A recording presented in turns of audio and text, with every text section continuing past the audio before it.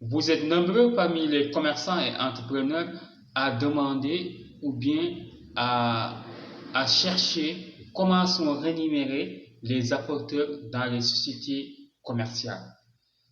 C'est ce qu'on va voir aujourd'hui. Si vous voulez avoir la suite de cette vidéo, regardez-moi jusqu'à la fin.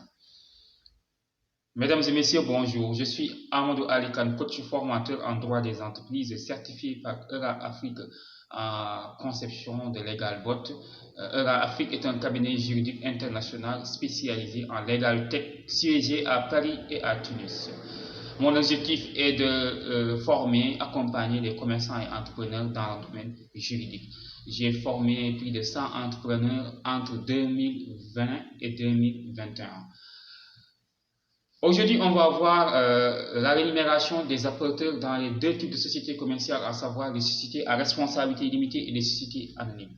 Il faut savoir, il y a trois types d'apports qu'il faut retenir. Il y a ce qu'on appelle l'apport en numéraire, l'apport en nature et l'apport en industrie. Seuls ces deux types d'apports sont évaluables en argent, à savoir l'apport en numéraire et l'apport en nature. L'apport en numéraire, c'est l'apport en argent. Donc, c'est le fait qu'un associé ou bien des associés apportent de l'argent pour contribuer à la création de la société commerciale. L'apport en nature, c'est les biens meubles ou immeubles qu'un ou les associés apportent pour, par exemple, contribuer à la création de la société commerciale. Et ces apports en nature-là, à savoir les biens meubles et immeubles, doivent être évalués en argent.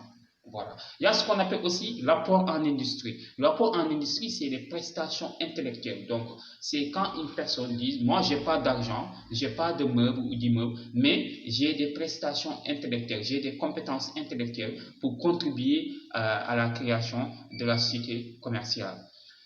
Donc, il faut retenir ces trois types d'apports qui existent dans les sociétés à responsabilité limitée. Et on dit que, par exemple, la valeur nominale dans une société à responsabilité est de minimum à 5 000 francs.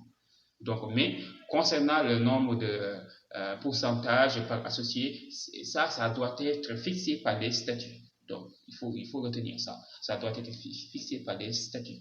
À savoir aussi la valeur nominale. Mais la valeur nominale minimum est de 5 000 francs pour les sociétés à responsabilité limitée.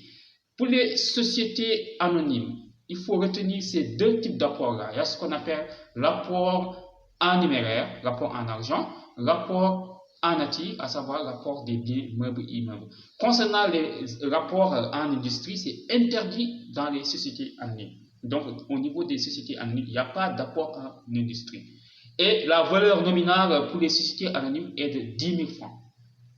Après avoir déterminé au niveau des statuts le nombre de pourcentages par associé, aussi la valeur nominale doit être déterminée au niveau des statuts. Mais la valeur nominale minimum est de 10 000 francs pour les sociétés anonymes. Si vous voulez avoir des formations complètes en ligne sur la constitution de sociétés commerciales ou bien sur la création de sociétés commerciales, contactez-moi au 77 290 28 31 ou bien can.baboy2019@gmail.com. Je vous donne rendez-vous la semaine prochaine. Au revoir.